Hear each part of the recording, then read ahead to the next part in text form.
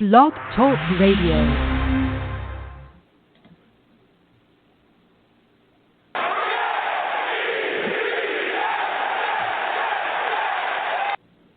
What's going on, everybody? Welcome back to another episode of Let's Talk Jets Radio. This is your host, Tyson Roush, and this is the Let's Talk Jets fan series, kind of interview series. We're just talking football with fans. We're not experts. We're not analysts. We're just having some fun talking about our lives as Jets fans. If you want to come on this show, just message us. Very easy, direct message at TRoush21 or at Talk Jets Radio on Twitter.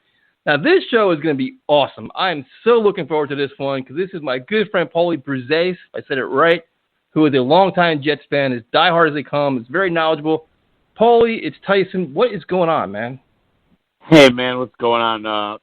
When you reached out to me, I was so pumped to do this because, I think it's fun, that you're doing, different spots with tons of fans and, talking about what we love and hate in regards to this franchise, something that's, a part of all of us everyday life, even when it's not the season. It's something that we carry with us every day. People I see from back in high school, when I just see them out for the first time in a long time, the first thing they'll bring up is the Jets. It's not even like, how are you doing? It'll be, whether it's a shot at the Jets or what do you think about the Jets or things like that. So, it becomes a part of you after so many years. So I love talking about it. And like I said, when you reached out to me, I was pumped to do this. Oh, dude, I can't wait. We got a lot to cover here. So let's start off from the beginning, man. What in the living hell, unfortunately, made you a Jets fan? Like, how did you get here? So when I was younger, little quick backstory before we get into everything. My grandfather that I never met was in the Air Force.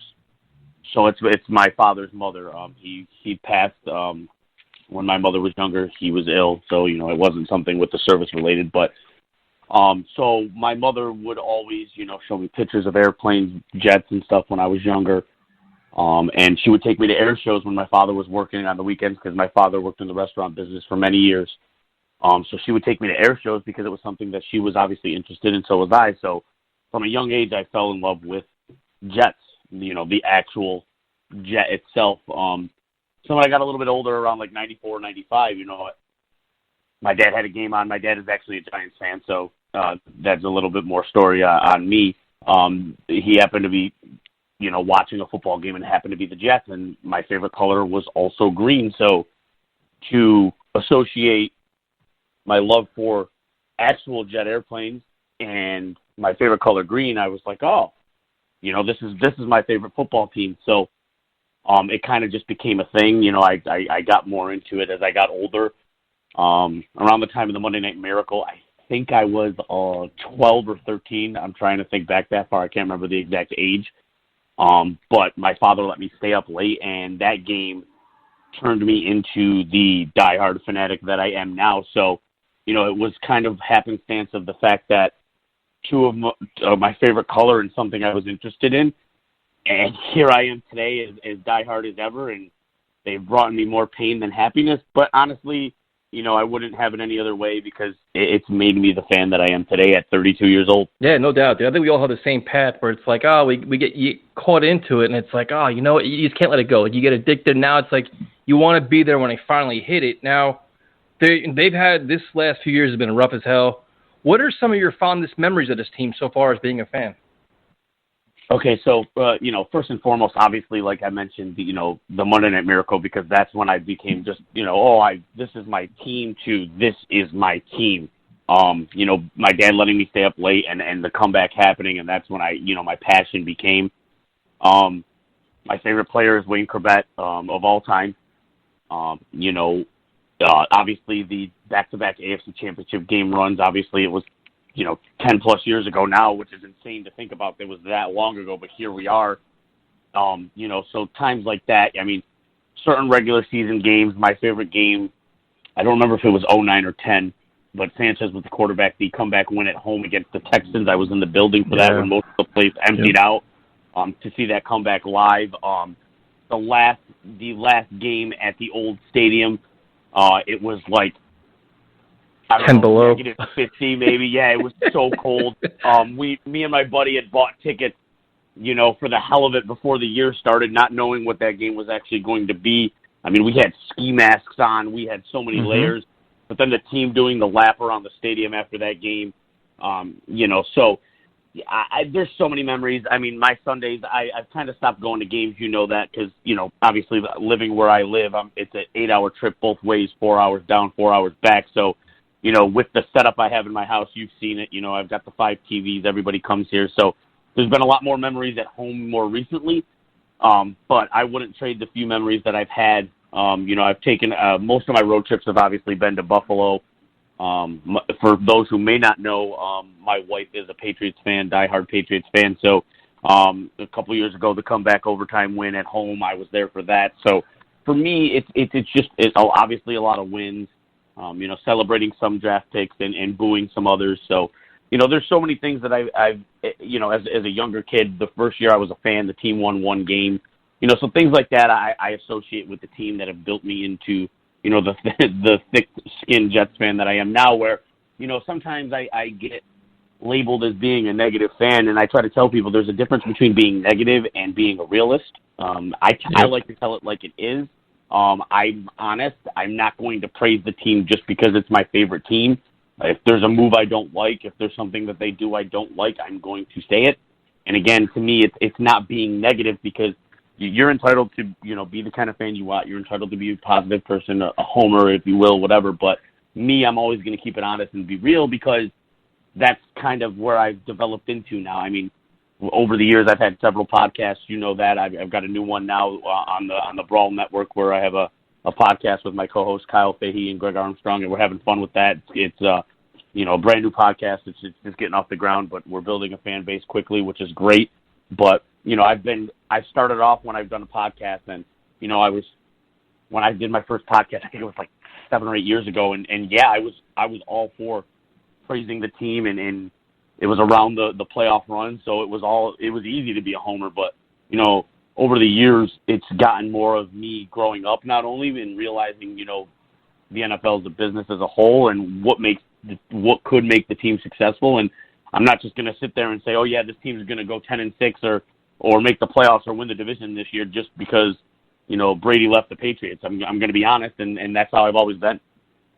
And the thing is, and dude, it's so funny you say this, because I get fucking roasted, dude. Like, I get roasted for being negative. People are like, dude, all you do is complain. All you see is, this and that. And the reason why is because we've seen a lot of this before. Like, The problem with this organization over all the years, and first of all, let me clarify this. I don't like being negative. I don't like being, saying bad things about the team I love. Like, we all want to see them win. But when you see the same mistake over and over and over, or you see red flags, it's impossible to ignore it, because we've seen the aftermath. You know what I'm saying? It's hard to, I can't look at something and be like, I saw this shit 4 years ago. I know what's going to happen. Say, you know what? I'm going to ignore that and say, you know what? Go team, go. Everything is great. I love everything. It's impossible to do it, dude, until they change the way we think. People always in my mentions like, oh, you'd rather be right than the Jets win. And I'm like, no, dude, I want Adam Gase to win Coach of the Year. I want the Jets to win 10, 11 games. I want this team to make the playoffs. I don't want Adam Gase to fail so that me not wanting him to be the hire and I'm right. I couldn't care less about it. Am I going to be the first person to tell you that I was right when I am? Absolutely. But I will also be the first person to tell you, hey, okay, Adam Gase in 2020 turned it around. This team won the division. I am thrilled. So just because I'm honest doesn't mean it's going to I want to be right. And that's the thing, people are always getting at me for that, and I'm like, no, you don't understand, everything, just because I have an opinion, I want to be wrong, 1,000%, because I just want this team to win, and I don't care if Mickey Mouse or Adam Gase is the coach, just whoever finally turns this around, please, and if it's Gase this year, awesome, but until I see that, I'm not going to say it's going to happen. I'm going to be critical. I'm going to make an assessment based on what we've seen not only here last year, but in Miami, and I'm going to hold that assessment until I see some change. So that's it's frustrating. I've gotten in the ability to finally start ignoring it, but man, every time I make out a tweet, it's just I want to be right because I have an opinion on it, and that couldn't be any further from the truth. Yeah, dude, I don't care. Like the thing is, like, I don't sit there and, like, before I tweet, be like, what's everybody going to think? I'm like, what's my first instinct? What have I learned?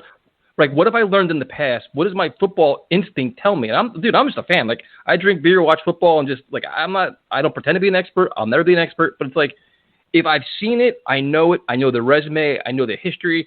And, like, it's hard to ignore it. Like, I just can't ignore it. And to me, it's like right now the Jets are in a really interesting spot because it's a very clear divide. You have the Gase defenders and you have the Gase haters. You have the new fans and you have the old fans. And it's very obvious who's on which side now. It's blatantly obvious at this point.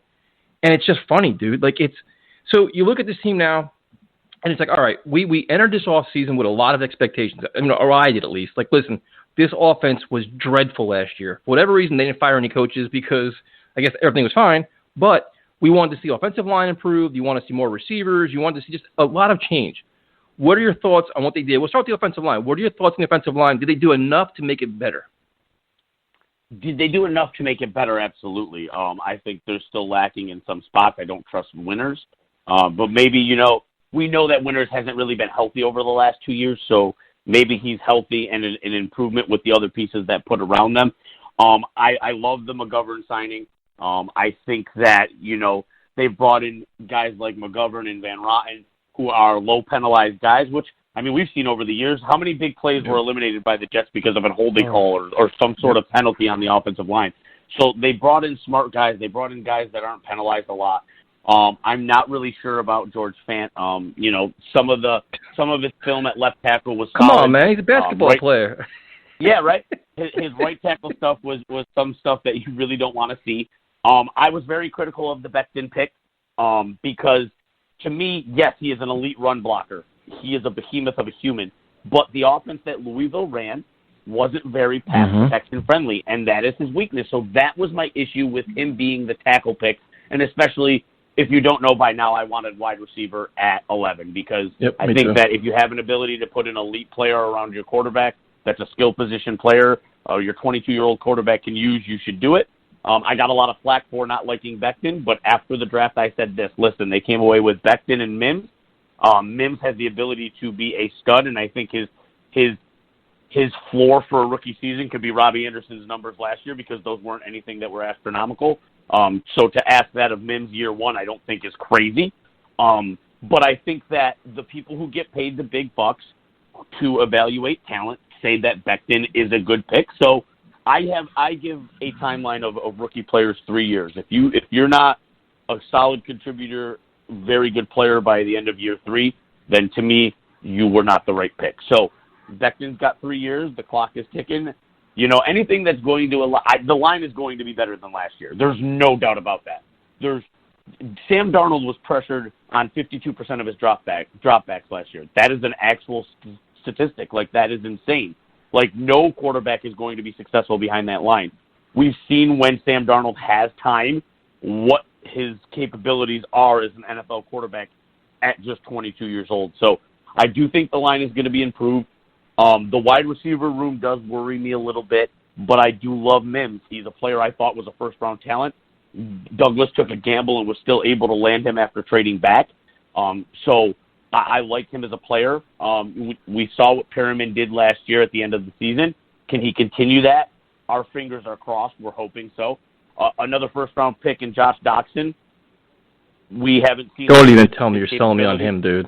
No. Don't even start selling me on him. No. No. What I'm saying is they've got guys who were first-round picks in the room.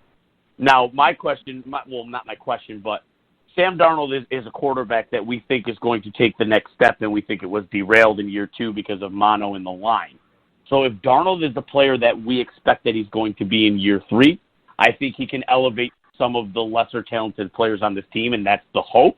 And we have to hope that happens because that's the quarterback we believe we have in Sam Darnold. Yeah, but I think but the problem. But dude, here's my problem with this. And listen, I understand what you're saying, but the goal, in my opinion, the goal is to get building blocks around Sam Darnold for the future. Like, absolutely. Like, I don't want 1 year. Like, Mims is okay. Mims could be one of those guys. Crowder, okay. How many more years of Crowder are we gonna have? But, like, exactly. You want guys for the next 4 or 5 years as a wide receiver group. Like, these are our guys, year in, year out. Sam, learn chemistry, build it up, and let's fly. And Perriman is listen, everybody's trying to sell me on him. I know what he is.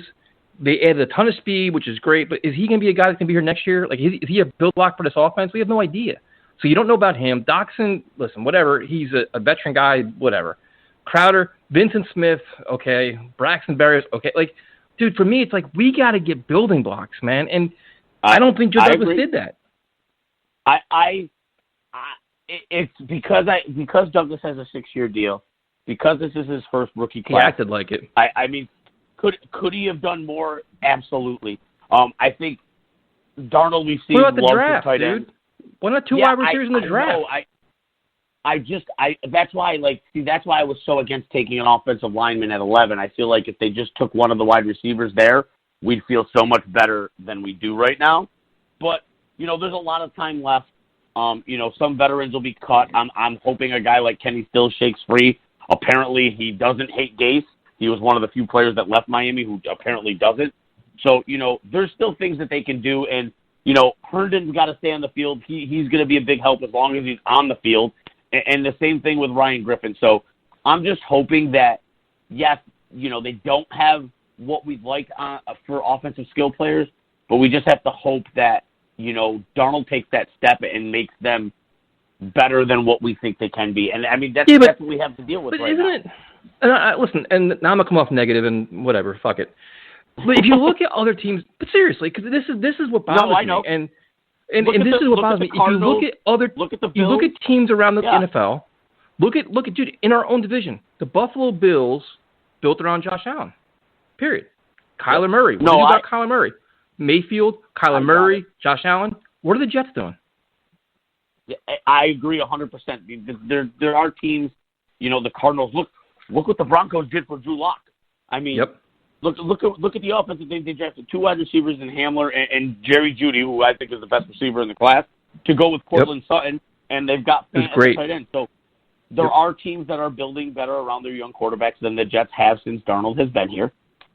You've just got to hope that, they get through this season and waste another year of Darnold's contract, and then next year is when they kind of get more offensive players in here, because they're going to war with what they have right now, at least what's on the roster right now. Obviously, there's a lot of time between now and week 1. Many things can happen. Douglas could swing a trade with someone. Things can happen. So right now, am I happy? No. If it's this way week 1, I'll be a little irritated, but I'm willing to see what we're going to do between now and week 1, and then, kind of see what happens in camp, see what bets shake free. No, I can listen. We always have that caveat. Listen, they can make a trade for somebody to reach, and I'm like, that makes sense. But now it's like, as of our expectations were so high going into this offseason, were certain things, and the whole thing for me, and I'm not gonna lie about it. It's like, dude, receivers. Like, I want receivers. I want guys to build with Sam with, and that is the most we saw it, dude. We saw it with Sanchez. We saw it with Geno. And if you didn't like Geno, you got to get these guys playmakers, legitimate game-breaking talent. Not 4 average guys and say, Sam, make everybody better. No, how about this? Yeah. Have a guy that the defense says, oh, shit, we got to find a way to stop him. And while we're stopping him, we got to worry about Le'Veon Bell and Chris Herndon and everybody else. Now, they added a lot of speed, which is great. But, dude, you know what I'm saying? I want, for me, the draft should have been 2 wide receivers where it's all right, we have 2 pieces here that, in theory, obviously they can be bust or whatever else. We learned that lesson too. But 2 receivers, all right, here we go. Here's 2 pieces where, in theory, at the draft, they could have actually traded back, got the receiver and did other things too. There could have been a lot of things they could have did there. But I walk with 1 receiver. I'm disappointed. And they just talked about the wide receivers. And it's annoying. And then even the running back position. So now we have Le'Veon Bell, which to me I think is still a very good player that was misused. And I think he can flourish now with an improved offensive line. Behind him is Perrine and Frank Gore and Josh Adams. But I'm I want speed. I want athletes. I want talent. You just want to go on the field saying, listen, our offense is a legitimate threat. And they're not there. Dude, like you said, dude, we're probably a year away from that now. Yeah. No, and I was disappointed when they only came away with 1 receiver. And like I said, I love Mims. But the fact that they only came out of this draft with 1 wide receiver was very annoying. Like I said, I'm not one who usually plays the way. What is Perryman in your opinion? What do you think about Perryman? Your honest assessment of what does Perryman bring to the table right now for us? To me, he's a wide receiver who showed promise at the end of last year. That's it. Is he a number? Is he a 2? Pass-happy offense. when guys like, is he a down. safety valve? Is he like, oh, like right now, like you got to figure like reliable for Sam Darnold is going to be Crowder, maybe Herndon, maybe Le'Veon Bell. But yeah, that's it. Like that's it. His main receivers this year are going to be Crowder. Right now, the guys that he knows he can rely on: Crowder, Bell, Herndon, if he's on the field, which we expect him to be, and Ryan Griffin. After that, it's a crapshoot until proven otherwise. That's really what it is. Yeah. I mean, we've got speed, which is great. You know, Perriman showed he can run more routes in Tampa last year. His hands definitely improved, so he's not the player he was when he was drafted by the Ravens. That was awful. He's shown some improvement, but we can't just bank on him that stretch at the end of last year that's going to carry over into a 1,000-yard season and 10 touchdowns. We can't count on that, and if it happens, awesome. But I'm not going to sit here today and be like, oh yeah, Perriman's definitely going to be a 80-catch, 1,000-yard guy and 10 touchdowns, because he's never done it, and we can't expect him that's going to happen. Now, if it does, fantastic. I think Mims is going to be able to, like I said, his floor is Robbie Anderson's seasons last year, because there's no reason he can't catch 52 balls, 700-plus yards, and 5 or 6 touchdowns in his rookie season. There's no reason that should not happen. If that doesn't happen, then he was poorly misused, and you'd have to think Sam was not having a good year, in all seriousness. Yeah, no, listen, I agree. The only possible concern I have for Mims is that the expectations could be so damn high because Jet fans want a number one receiver so bad. But I think we got to keep it in perspective with him and say, listen, if he gives you 50 and 700, I'll be doing cartwheels. I mean, that's great. Exactly, and that's why, like I tried to say to people too, like that's a perfect rookie season for him, because that's basically what. It's not that far off from what DK Metcalf did last year with Seattle, who was another player that should have been a first-round pick that fell to, I believe he was the last pick of the second round. It's a perfect barometer of a season for him to have. I agree. Look, I completely agree. So now the question I have for you is, we talked about, to me, I call the Jets wide receivers average. I want to be proven wrong. You want to have a star that breaks out and all these great things happen. It's great. Herndon, if he stays healthy, which is a big if, and out of trouble, great. You have right there. But the Jets offense as a whole, this is year 2 of Adam Gase's offense. Sam Darnold should be more comfortable. They should have a lot more. They should be good at. He's not good at, and maximize his capabilities, which remains to be seen. What is an Adam Gase offense, dude? Do we even know what it is after the first 15 plays?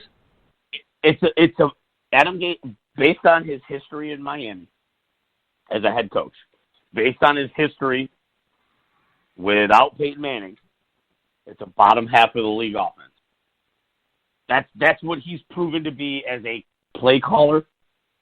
Now, was Ryan Tannehill a factor into that?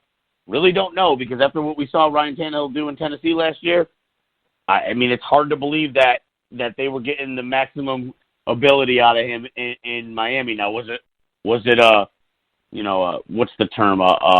Flash in the pan? Maybe. But he was ridiculous, and they made it to the championship game, the AFC championship game. So, I mean, we've seen players who leave Adam Gase's offense. Look at Kenyon Drake, another player who was misused by Gase. Yep. And obviously he was in Miami at the beginning of last year with Forrest, but they traded him to the Cardinals, and a brilliant offensive mind in Cliff Kingsbury shot him out of a cannon, and he had a great finish to the season last year.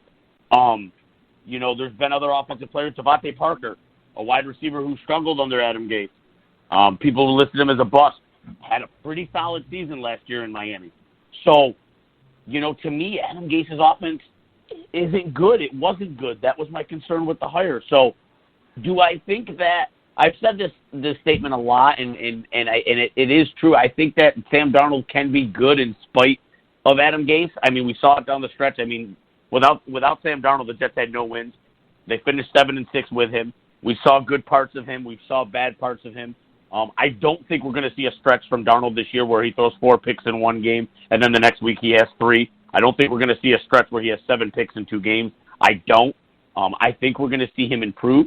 Can Darnold be good in spite of Gase? I absolutely believe so. But Gase has shown that in the start of a game, his offense is amazing. And then after that, I don't know if he second guesses himself or he gets too conservative because he doesn't want to make the wrong play call. But we've seen when the Jets start a game with Darnold in Gase's offense, they move the ball right down the field, and they're humming. And that's something we haven't seen from Jets offenses in how long. So I want to think that Gase is as stubborn as he is self-scouting, and they're going to improve this year because obviously that's what we want. But like I said back in the intro, until I see it, I'm not going to promote it happening. I'm going to sit back and see what I see from the offense because those first drives were remarkable, and then everything else was downhill after that. So, like I said, it's the bottom half of the league offense.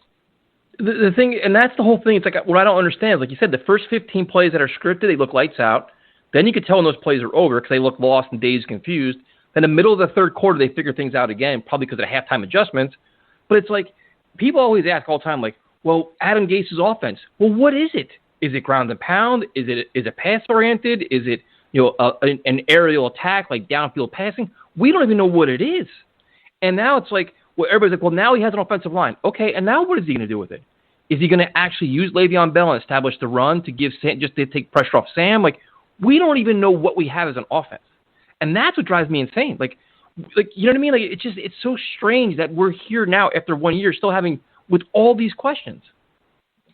Yeah, it's so frustrating, and I brought up this point on on our podcast maybe 2 episodes ago, and I wasn't trying to, be shock factor or try to garner ridiculous interest or and I'm not a person who believes in conspiracy theories, but the personality that Gase has, would you rule it out that when Darnold got mono and the team went down, he just kind of tanked the offense because he knew that it was going to be a lost year until Darnold came back?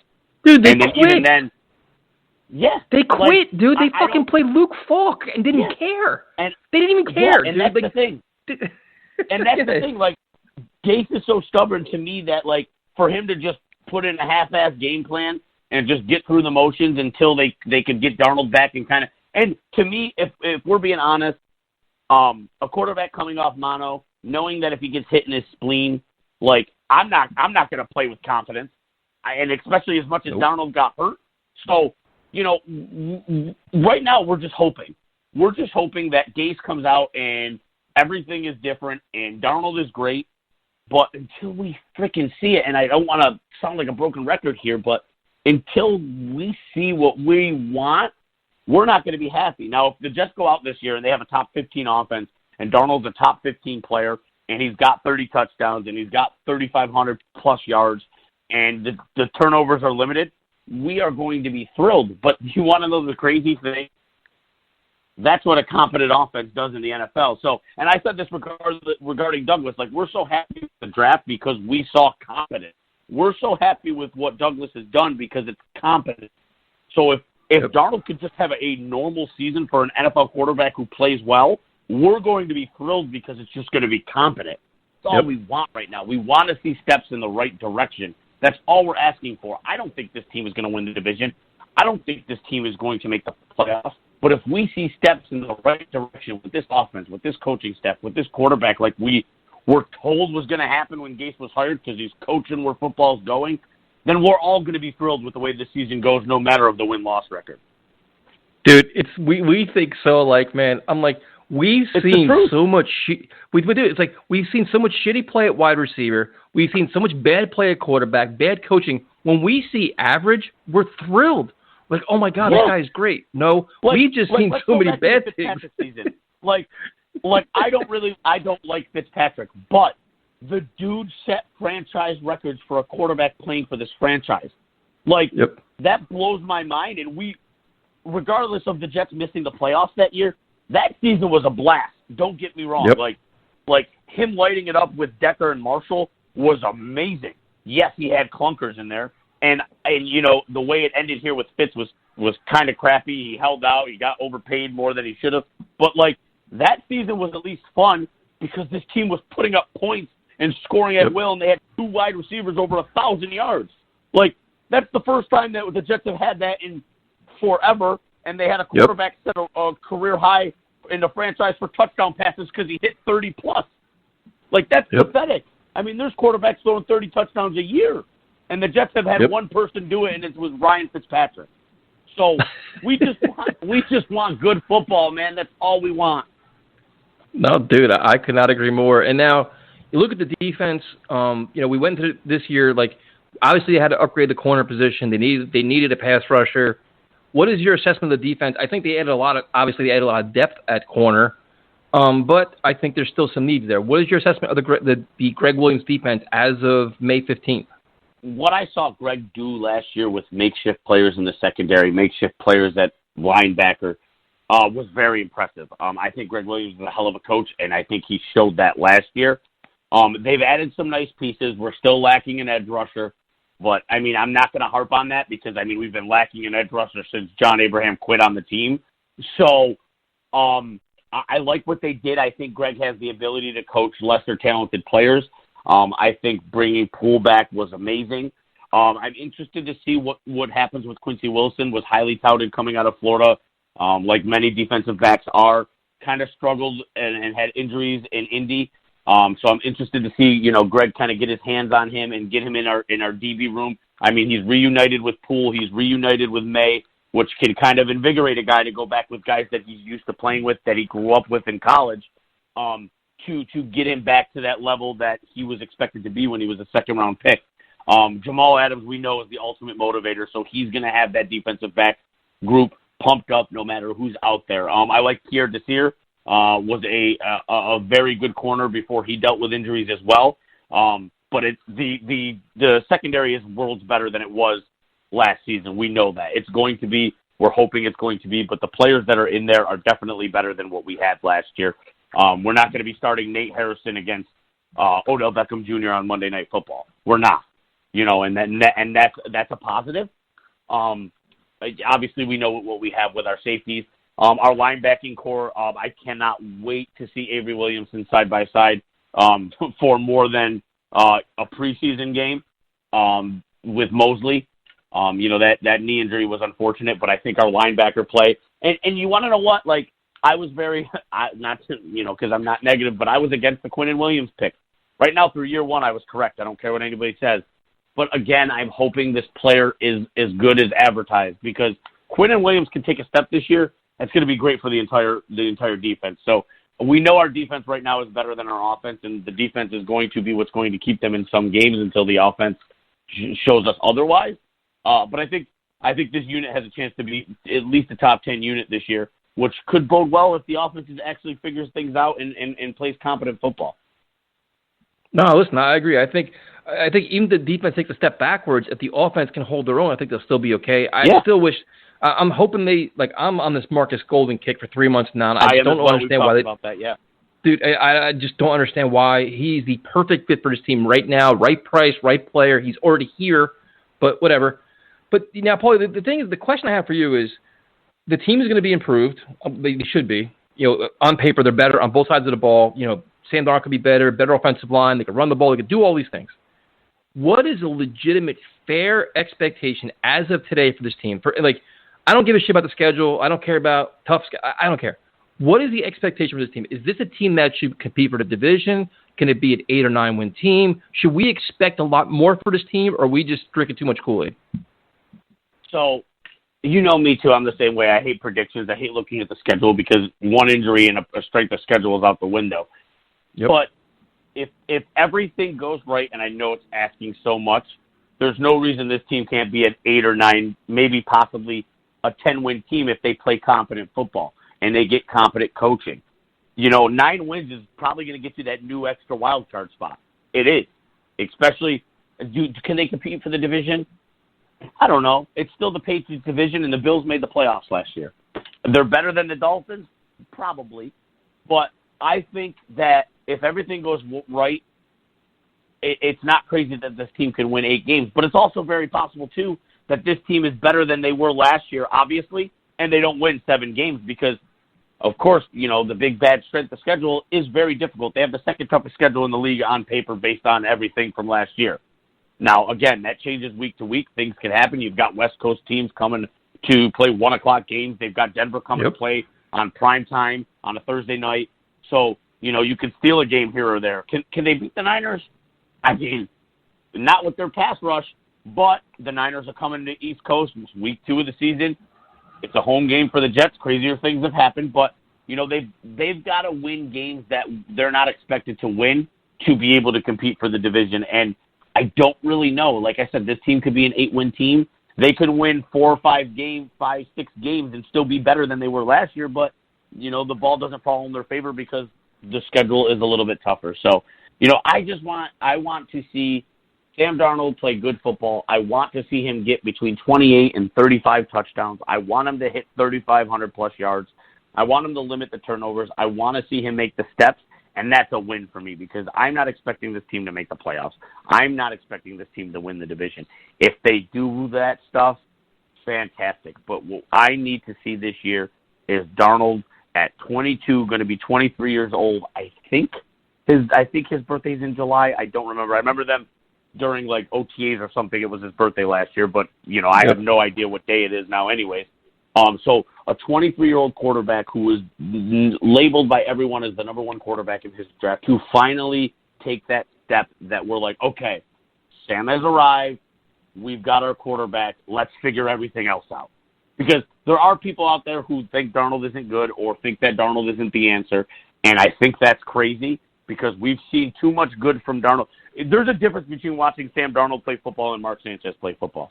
If you can't tell that, I can't help you. Darnold has everything. He has all the makeup to be that top-tier level of quarterback in the league where you're seeing people all over the league talk about this guy. And there's so many people who are smart that believe Sam Darnold is that kind of quarterback. It's time for him to take that step and be that quarterback this year, regardless of what is here. Because a very, very good quarterback, regardless of the talent, does make that talent better. It is. I mean, having that talent does frickin' help, but that top-tier quarterback that everyone seems to believe he can be, who is smart enough, will elevate the talent, and then maybe the talent will come. And I believe that he's too good of a prospect not to hit that level. And my comp for him was always Tony Romo.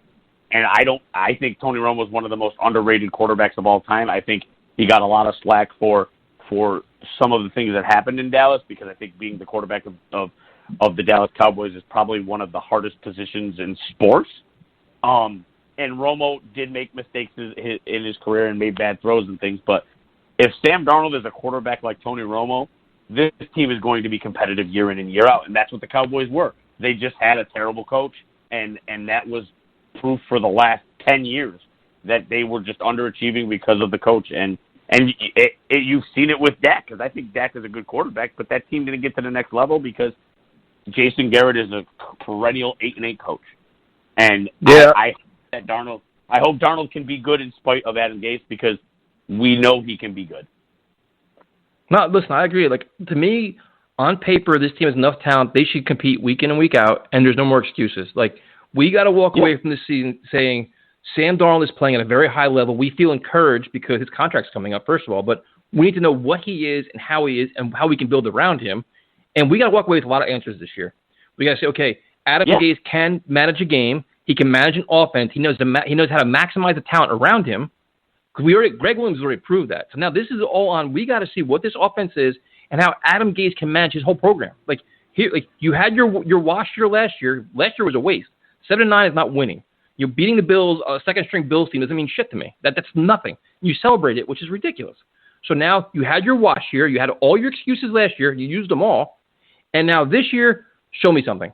Paulie, you said they could play. They could be better and have a worse record. But even at 6-10 or even 5-11, I want to see an offense. We're like, wow, like we're taking advantage of our strengths. We actually looked at our opponent and said, you know what?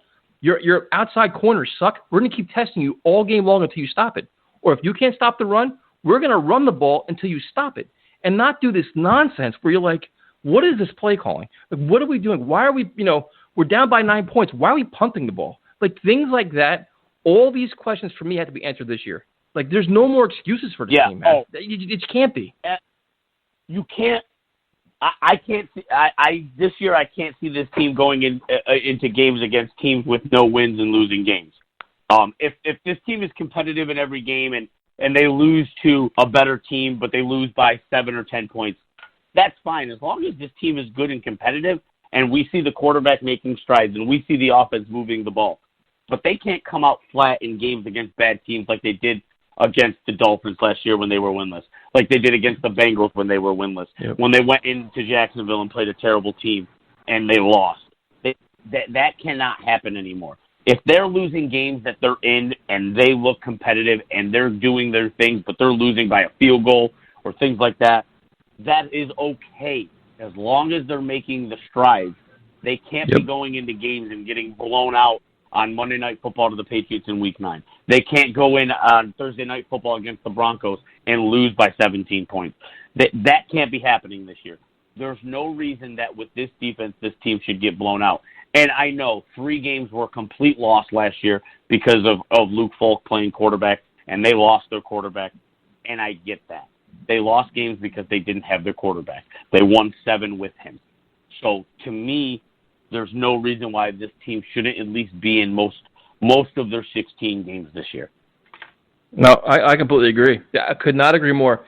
Now, the one interesting, I guess, because it's a very quiet time and we're always looking for stories to talk about, and this is going to be a story once training camp does happen sometime this year, is going to be the Jamal Adams saga because, listen, it is what it is. He's earned his contract. He wants his contract. The Jets, on record, have said they want to give him a contract. Now it's a matter of getting it done, and I honestly think if they don't get a deal done, this is going to be similar to Reeves, where I think he's going to hold out or he's going to do things because he's already hinting towards it. So what is your take on how this is all going to go down? Well, number one, he should be paid.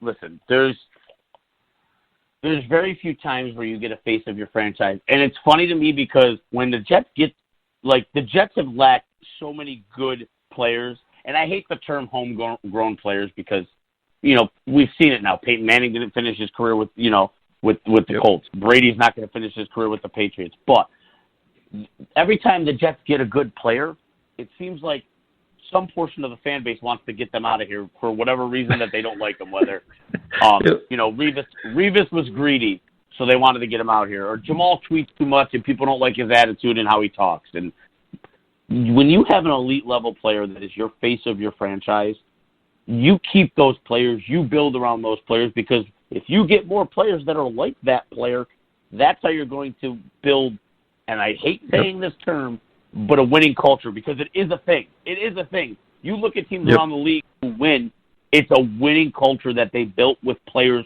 who believe in that. Jamal Adams is the ultimate leader. I understand that he's not everybody's cup of tea, but this is a player, and I totally think that this might be the one time where I want the owners to step in, because I think they saw how the Revis thing ended, and they hated how they looked in that situation when he left the first time. And I totally think that they're going to be like, all right, enough's enough. This player needs to stay here. This player needs to be the face of the franchise, and this player needs to be paid. Now, do I think he's going to hold out? I mean, he could, but it kind of comes into the, he's got 2 years left on his deal. Holding out now, I mean, the Jets really don't have a reason to pay him right now. They really don't. But I think you need to, because after the trade rumors last year, everything was bad. It was just bad. And I've never seen a situation with the Jets that was like that bad. Like, yeah, Revis held out, and yeah, Revis was traded, but it wasn't the point where, okay, there was trade talk and the player was furious, and it was in the middle of the season, and he hated everyone. And it was really awkward, and I kind of get it. But, I mean, I've seen videos now, and this could just be lip service, but Jamal Adams was on a live stream with Gary Vee, and he said straight up, I love Joe Douglas. So I have to take that for what it is, and I have to just think that they're on good terms. And, Douglas said he was going to address the Jamal thing after the draft, which I totally understand. The guy, it's his first NFL draft as a GM. It needs to be perfect. He can't be worrying about extending a contract of a guy who has 2 years left, so I get it. So I hope that they address it. I just want it to be over with. The Jets have money next year. They're going to have money to pay players, whether they're free agents or not. So I think locking up Jamal now just to get it over with so everybody's happy before week 1, because I don't want to see a holdout. Do I think Jamal Adams needs an NFL training camp to get ready for an NFL season? No, I don't. I'm sorry. I've over the last few years, I've gotten to the point where I don't really think players need preseason games. Do they need training camp to go over things? And yeah, absolutely. But do I think that if Jamal Adams missed the first 2 weeks of training camp, it's really going to affect him as a player? There's not a chance in hell. He's the best safety in football. Nobody, we've seen it. Nobody really works harder than him. Nobody is ever more motivated than him. So I want them to just get it over with so everybody can just be happy. But I have to believe Douglas is going to be a man of his word and say that he's going to address it before, after the draft and address it soon, because I don't want to see this drag out where Jamal gets more irritated, because you don't want to alienate your best player. And They did that, and it seems like they fixed it. So now let's, completely fix it, because I don't want to say this statement and have it be taken the wrong way, but Darrelle Revis was one of the greatest Jets of all time. Okay. Obviously, I know Jamal Adams isn't at his status yet in regards of player-wise, but trajectory says he's going to get there. And we really didn't see Revis as the heart and soul of a defense while he took away a player. We didn't really see Revis out there completely changing the momentum of a game. He took away a player, but when Jamal Adams makes a big play, you're like, holy crap. You're like, holy shit, he just stole the ball from Daniel Jones and ran into the end zone. Revis wiped out players that impacted the game in one way. Jamal Adams impacts it in another way. And people don't want to admit it, but Jamal Adams is a Darrelle Revis-like player. He's an elite defensive back. He's the best safety in football. It's not even debatable. And the Jets have this player, and they need to make him a Jet for the foreseeable future. And that's just my opinion. I know not everybody feels that way, but I'm sorry. I don't believe in trading away elite talent. I believe in trying to build around that so you can win. Yeah, dude, and the thing about Jamal Adams is this is a new NFL, man. This game is changing dramatically on and off the field. In terms of on the field, he is so friggin' versatile. He's a safety. He's a hybrid linebacker. He's a pass rusher. He does so many things. He's the face of your franchise. He's an emotional leader. He's a powerful presence. Off the field, he's your number one recruiting tool. Coaches love him. Players love him. If you want to bring in guys to play, they want to play alongside him. And that, in this day and age, that means a lot. It's a different game, dude. People, you see it. When he's at the Pro Bowl, guys just, they want to be around him. And he got Mosley here. He got Le'Veon Bell here. People want to ignore that or discredit it, but it's fact. But it happened. It happened. It was a real thing. And people, he's a larger than life personality. People want to be around it. I mean, he doesn't get in trouble off the field. Knock on wood. His name's never been in. You know what I mean? This is the kind of player you want to build your franchise around. This is the bipolar nature of this fan base. When Jamal Adams is before the game tweeting away and all about the Jets tweeting away, everybody loves his swagger. He talks about money. Yep. Oh, he's greedy. Dude, everything you love about him, now you hate about him? It's stupid. Dude, if this was me or you, well, I'll tell you right now, if I'm Jamal Adams, me personally, and I'm as young as he is, and I'm just made an all-pro, and I'm in the peak of, not even the peak of my career yet, and I know I've earned a new contract, guess what? I'm going to say I earned a contract. And why wouldn't you? Because we've learned about it. It's just the NFL has changed so much that this is the way it's going to go. And we have one of the best players, one defensive players in football on our team. You build your defense around him. And the NFL it's a passing game now. You can do so much with him. Greg Williams must love having him. Why would you give that away? For draft picks that you don't even know what the hell you're even going to get. You have Sam Darnold, you build around him. You have Jamal Adams, build around him. Thankfully, it's crazy. After the draft, he wasn't traded. So that kind of was like a sigh of relief, because you never know, even though they said they weren't going to. I mean, some team's on the clock in the round one and they make you an offer. You never know what's going to happen. So I don't think he's going to be traded at this point. I do think he's going to be extended. It's just a matter of, oh my God, absolutely. It's just a matter of when is that deal going to get done? Is it going to get done this summer? I freaking hope so. Just so it's over with, because I don't want to hear about it anymore. I just want to know that he's signed long term and we're moving forward. Yeah, and the weird thing about it, and you hit that. This is the one thing that pisses me off about this fan base, and it drives me absolutely insane. We've been dying for players like him. We've been begging. We said we need game-breaking talent on defense. We need pass rushers. We need explosive players. We finally get one, and now half the fan base is disparaging him because he tweets wrong. Dude, seriously? What? Can we not have good things? What are we doing? I've never cared about what a player tweeted. Obviously, if it's something about the team, then, that's a great tweet. But I don't give a shit what he tweets. I don't fake-ass fans. I don't. Well, yeah. But I don't care what he tweets in his spare time. I don't care what his cryptic tweets are, what lyrics he's tweeting, man. Listen, this dude came in here and said all he wanted to do was win, and then everybody turned on him because they didn't like a certain tweet or a certain reaction to. And don't get me wrong, should he have reacted the way he did when the trade rumors went out? No. But at the same time, like, you can't speak if you're in that situation. Like, to you, you're a star player in this league. To you, you're the face of this franchise. To you, you feel like you've given as much as you can for this team so far in your career. And then to hear that they're talking about trading you, that probably pissed them off. And but, dude, not even that. Think about this. Take it even deeper than this. You're Jamal Adams. You're coming from winning as a first-round draft pick, and you've dealt with bullshit since you've been in New York. Yeah. Like, he's dealt with, he's like, you know what, I'm getting my heart and soul to a team that's not winning. Like, I'm doing everything I possibly humanly can do to turn this organization around, and now they're thinking about trading me? Like, dude, seriously? And he probably knows all the behind-the-scenes things that we don't even know about. But, dude, are you for real? I'm one of the best things you have right now. Yeah, no, and I agree. Like, I will always side with a player over a team when it comes to contract things, because I think that these players deserve the money when they've earned it. So I side with Jamal in this aspect. Everybody's always like, I root for the logo. Well, if it was the right logo, maybe I'd feel a little bit better. Yep.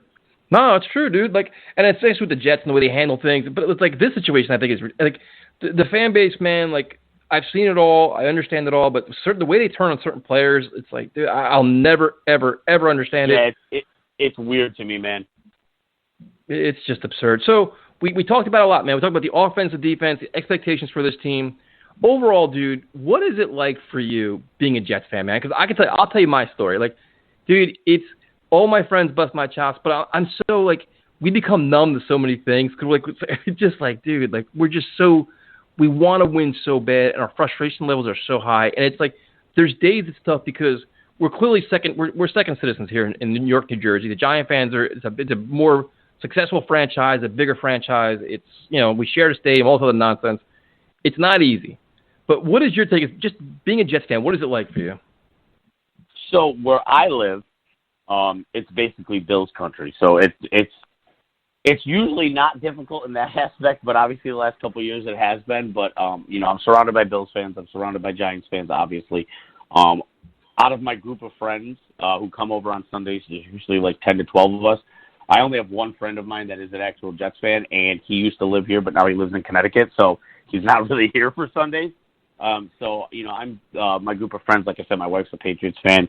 I've got a Vikings fan who comes over. I've got 2 Buccaneers fans who come over, Cowboys fans, some Bills fans. So, for me, I say this every year that I've accepted I'm not going to see this team win a Super Bowl, because that's just that's what's been built up over the years. I truly, unfortunately, have kind of accepted that. I know it's made me stronger as a fan.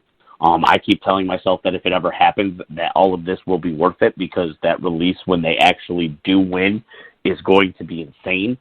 I hope I get to see it. I mean, my wife has seen 6 Super Bowl championships. I've seen AFC championship games. You know what I mean? Like, that really sucks. Like, I can't explain to you what it was like over the last. I mean, we've been together. Let's see. In total, we've been together 12 years. We've been married about, I think this July will be 5 or 6 years. I don't know. I don't even know what month or year we're in right now. But it just every year to see her celebrate and order gear, and I sit back and I'm like, I just want to do this just once. And I say this to people all the time. Like, if the Jets just win one, and they can lose every game the following year, I don't care. And people are like, no, you'll want more. No, you don't get it. If I get one, I'm good. I don't need, a buddy of mine who happens to be a Buccaneers fan, he saw the Buccaneers Super Bowl. He's also a Red Sox fan. He's seen Red Sox World Series. He's also a Boston Bruins fan. He's seen Stanley Cup. Like, for me, my last sports championship was 2003 for Syracuse men's basketball. Mind you, I was very young and didn't really appreciate it then, and didn't realize that it was going to be my last championship of my life. You know what I mean? So, like, Like, the Mets made it to the World Series in 15, thought it was going to happen. The Rangers made it to the Cup a couple years back, thought it was going to happen. It didn't. You know, like, I grew up a Bulls fan. Obviously, I'm 32, so obviously I grew up idolizing Jordan. But to me, when they were winning championships, it was just like, oh, that's what's supposed to happen. So I didn't, you know, I was young. I was a kid. I was, you know, 9, 10 years old.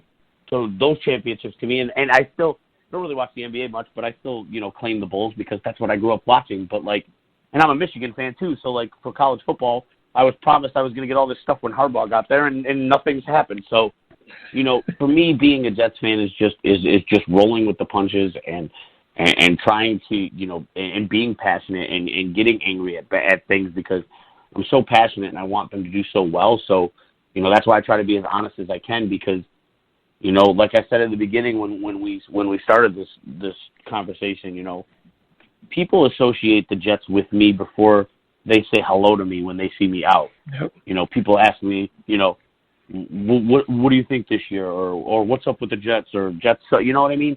Like, it's not Paul without the Jets.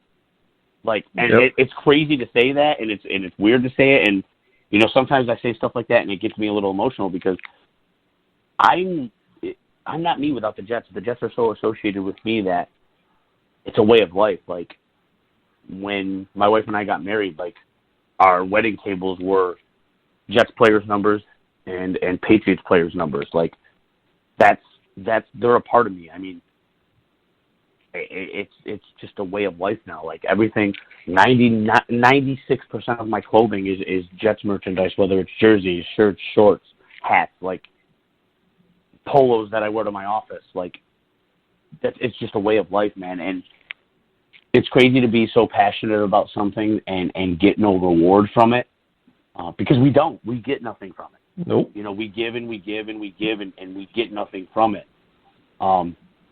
We just have to hope that at some point we get rewarded and, you know, get to experience what other franchises have in D-plus Super Bowls. I mean, this team has one Super Bowl. They celebrate it nonstop ad nauseum, which I wish they would stop.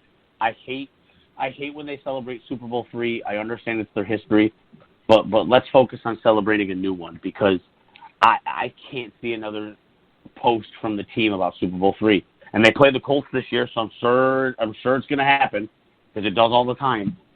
But I just want to celebrate new positives instead of focusing on the past because we haven't gotten back there. No, dude, I agree. Like, I live down in Jersey Shore, so it's like, you know, the Eagles won their Super Bowl, and I'm like, dude. And the next year they're complaining. I'm like, listen, the Jets win a Super Bowl. The next 5 years, I don't give a shit, dude.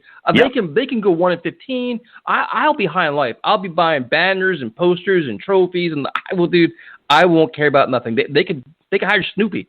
Snoopy can be the head coach. I'm cool with that. I don't care. And it's funny you said the same. I feel the same way with you. Like, I'll go anywhere, dude. I'll go to like the office, the bagel shop, we go to gym. They're like, dude, not even High Tyson's like, dude, your team sucks, man. I'm like, good to see you, man. Yeah, man, how you do? Like, you walk in, like, dude, it's like you're so like you. I'm the same way you are, man. Like, they see when I walk in, it's like they see Jets. Like, I don't get, hey man, how's your family? How's the dog? I'm like, dude, it's like, man, your team is Adam Gase this and this and that. And I'm just like, you just get used to it. It is funny though. But dude, funny story. This is a true story. So last year when I had my podcast that I was doing last year before I stopped doing it because I got super busy. And took on a new role at work, so I had to kind of stop doing the podcast last year when I was with Turn on the Jets Network. And I was at the gym, and I had a Jets shirt on. I was working out, and this older guy came up to me, and he was talking to me, and we were talking about the Jets. And he said he was a Jets fan, and he's like, you know, your voice sounds really familiar. And then he goes, do you do this? Have you ever been on this podcast or whatever? Blah blah blah. And it was my podcast. This guy I never met before. He came up to me and started talking to me because I had a Jets shirt on, and he actually listened to my podcast. It was one of, like, not like it's that big of a deal, but just that somebody at my gym came up to me to just talk to me about the Jets, and it turned out he actually listened to my podcast. Like, you know what I mean? Like, just yep. The Jets are a part of me, and it's always been that way. Like, when I go out, you know, when we can go out, you know, when we go out on, we have a thing that's called Saranac Thursday around here because we have a Saranac brewery here where it originated. So they have Thursday nights during the summer, which it's been canceled this year, of course. But, you know, when I go out there, I see people I went to high school with who I haven't seen in 10 years. And literally, like I said, they come up to me and It's not even, hey, Paul, how you been? How's life? What are you doing? The first question is always about the Jets. And you know what? I wear that like a badge of honor, man. I really, truly do. That's how much I love this team. It's crazy to say that because, like I said, we get nothing from them. But I wear it with a badge of honor, and that's why I'm as passionate as I am. No, dude, I'm the same boat. Whenever something, most of the time bad happens, I'll put my phone down because I'm like, I will get messages from people I haven't heard from in 10 years. I'm like, dude, I know you're still alive. Like where like old bosses, old neighbors, old people from high school. Like, dude, always like, I know you're pissed now or this or like, it's insane, man. But I'm like, you know what? Like, same way as you do. It's like a badge of honor. Everything I keep saying, I'm like, you know what? I'm like, I will deal with all this shit. I will take it. It's part of being a fan. We're putting our dues in. But when this finally happens, it's going to happen. I'm convinced it's going to happen sometime in my lifetime. I'm not sure when. Probably when I can't enjoy it. But when it happens, the party is going to be epic. Like, I won't work for 2 weeks. Like, I will just be – this is going to be the most legendary thing ever. I will be down there for the parade, and who knows if I ever come back. Like, if it ever happens, I will be there. Yep. There's no doubt about that.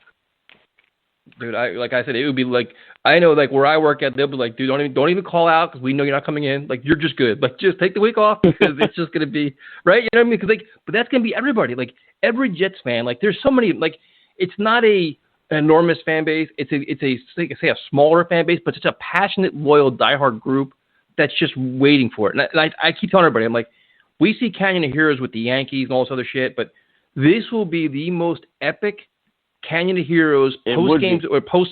Dude, it'd be the most ludicrous celebration ever in New York. It'll break every record. It will break every party. It'll be chaos, and I can't wait for it, man. Yeah, within the next 10 years, please, because at least I'll be 42, and hopefully, knock on wood, be of sight and mind by then.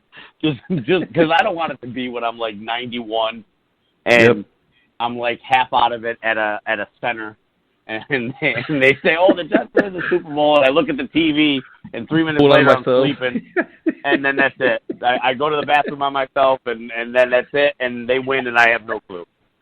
Yeah, that'd be my luck, dude. They finally win it. I'm drooling on myself. I can't see. I can only see out of one eye. Like, no leg movement and shit. Oh my god. Exactly. So Paulie, we talked about it a lot, man. We did an hour. Give out all your information, man. What's the best way for everybody? Well, first of all, thank you for your time, but give out all your information, how everybody can follow you and everything else.